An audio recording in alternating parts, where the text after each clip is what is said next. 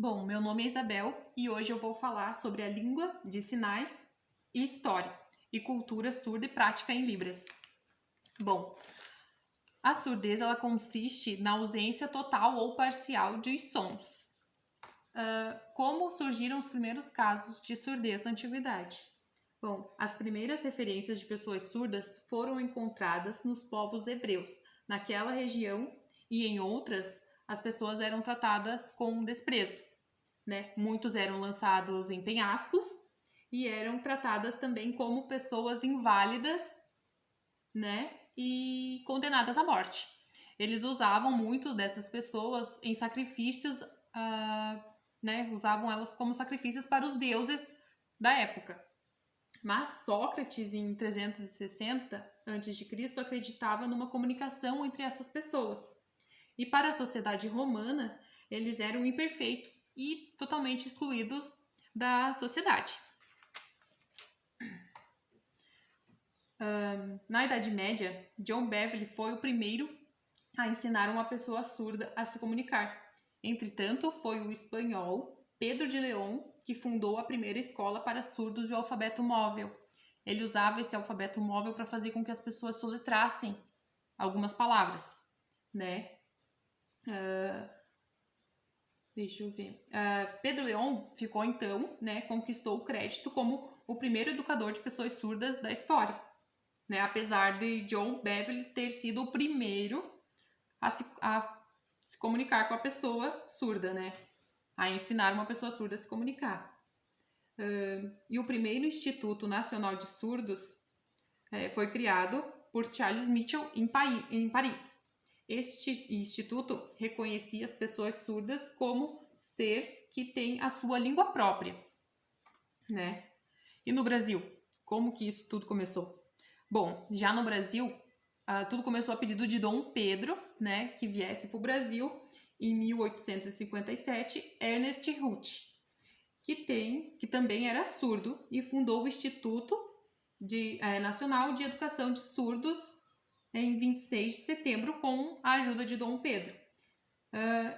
Inicialmente, eles atendiam só meninos do sexo, né, crianças do sexo masculino. E inicialmente eles utilizavam a linguagem de sinais para ensinar essas crianças, mas devido a um decreto, né, eles tiveram que adotar o oralismo puro, né, fazer com que eles soletrassem palavras. Em 1980, o Instituto começou a intensificar pesquisas, né, e trabalhos sobre a língua brasileira de sinais, né, e fez, né, com que o bilinguismo começasse a ser difundido. Libras. Bom, Libras é uma linguagem? Libras é uma língua? Bom, o que é Libras? Ela é uma língua? Ela é uma língua. Ela é um idioma, né, reconhecido do nosso país, né, por lei, né, então ela é daqui, ela é nossa. A Libras foi criada junto ao Instituto, né, Nacional de Educação para Surdos a partir da mistura da língua francesa e de sinais, né, já utilizado pelas pessoas surdas. Sofreu uma grande derrota em 1888, né, pelo fato de quererem colocarem a oralidade em prática, né, num congresso em Milão. Mas devido às pessoas ainda continuarem utilizando os gestos além da oralidade, ela começou a ser aceita novamente, né, devido a muita persistência.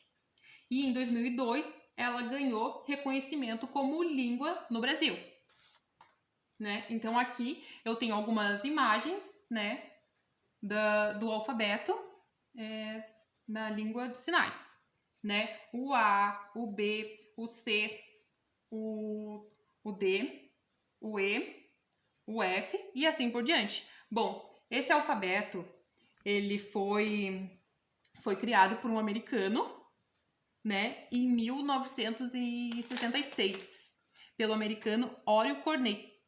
e ele é utilizado com o auxílio da leitura labial, tá? Aqui. E junto, né, com o reconhecimento da língua de sinais, veio também alguns direitos para essas pessoas. Em 2004, o uso de recursos visuais e legendas em propagandas oficiais do governo.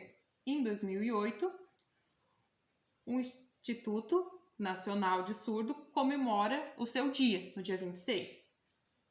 Em 2010, a profissão de tradutor e intérprete em Libras. 2015, a Lei Brasileira de Inclusão. Tá, mas o que tem nessa lei? Bom, ele dá o direito à acessibilidade da pessoa surda em lugares públicos como parques, escolas, teatro, lugares assim, né? E em 2016, a Anatel, né, com o atendimento nas empresas de telecomunicação para pessoas com deficiência. E a inclusão dessas pessoas na sociedade funciona? Está sendo inclusa de forma adequada? Seus direitos estão sendo vistos? Né? Então, vamos ver. Bom, segundo uma pesquisa pelo Instituto Locomotiva, essa pesquisa mostra que a deficiência auditiva atinge pessoas de várias idades, né? 9% nascem com essa deficiência. Já 91% adquirem ao longo da vida. Desse grupo, 46% são mulheres acima de 18 anos. Bom, com esse número a gente já dá para ter uma base, né? Uma ideia de quantas pessoas são atingidas com essa deficiência, né? Na dificuldade que essas pessoas têm. A primeira dificuldade dessas pessoas se chama preconceito. O que tem nesse preconceito? Bom, a falta de informação e comunicação dos demais, né, no caso nós, torna uma barreira com essas pessoas, né?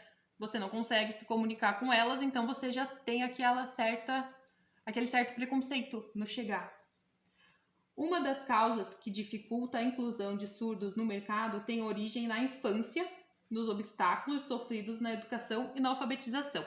Ah, como assim obstáculos? Como a falta de intérprete de Libras, né, nas escolas e até nas cidades. Falta muito pessoa que intérprete nas cidades e nas escolas. O primeiro passo para um ambiente amigável é o quê? A comunicação e a informação, né? Então, essas pessoas sofrem com a falta de adaptação ao ambiente, né, não adequado e a comunicação com as outras pessoas. Detalhes que fazem a diferença. O intérprete em Libras nas escolas, material adaptado para os alunos e profissionais habilitados. Nossa, que legal, fácil. Intérprete de Libras, a gente sabe que é um mercado escasso. Materiais adaptados para os alunos. Não adianta eu ter lá uma escola física, né, toda bonitinha, preparada para receber qualquer pessoa com deficiência, se eu tenho todos esses materiais que me auxiliam, me ajudam em tudo, mas eu não tenho um profissional habilitado para trabalhar com esse material e com essas pessoas, né? Então, isso é uma grande dificuldade. Se a gente tivesse pessoas habilitadas, né, em lugares assim, seria bom, o que fazia a diferença. A acessibilidade e a produção e condições para que o aluno com deficiência possa circular nos lugares públicos de forma mais autônoma e cômoda. Garantir essas melhorias proporciona à pessoa mais qualidade de vida. E as escolas estão preparadas? Falta apoio e auxílio, né, gente, de governantes, tanto no aspecto físico quanto em equipamentos. Não adianta eu ter lá a escola, né, física toda preparada para receber o aluno se eu não tenho equipamento e um suporte para trabalhar em cima daquilo ali. Ó, falta de suporte nas escolas dificulta muito a acessibilidade. Sim, eu tenho lá uma escola, mas não tenho um profissional para trabalhar com aquele aluno. Como que eu vou trabalhar se eu não consigo chegar naquele aluno, ele não está tendo um bom desempenho em sala de aula? Outro problema é a falta de professor habilitado, ó, e o despreparo dos demais professores de educação para receber esses alunos, né? Apesar de toda essa política de acessibilidade, ainda tem muito que ser ajustado. Quando a escola não faz a ponte entre todos os envolvidos, fornecendo a interação, as dificuldades podem ser bem mais negativas, né? Então, essa pessoa ela tá lá na escola, tá tudo, mas ela não tá obtendo o conteúdo correto. Os colegas em sala de aula não conseguem se aproximar dessa pessoa. Será que está sendo bom para ela estar lá naquele ambiente? Será que não está sendo mais prejudicial do que ela estar lá na aula? O professor não consegue explicar um conteúdo para ela, os colegas excluem ela porque não tem uma comunicação. Isso pode ser bem mais prejudicial do que você estar lá com o aluno só porque ele tem o direito de estar na sala de aula, né? Então, assim, são necessários esforços em conjunto de toda a comunidade escolar, órgãos administrativos e entidade, no intuito de realmente promover a acessibilidade e a inclusão do aluno. Bom, gente, esse foi o meu trabalho. Muito obrigada!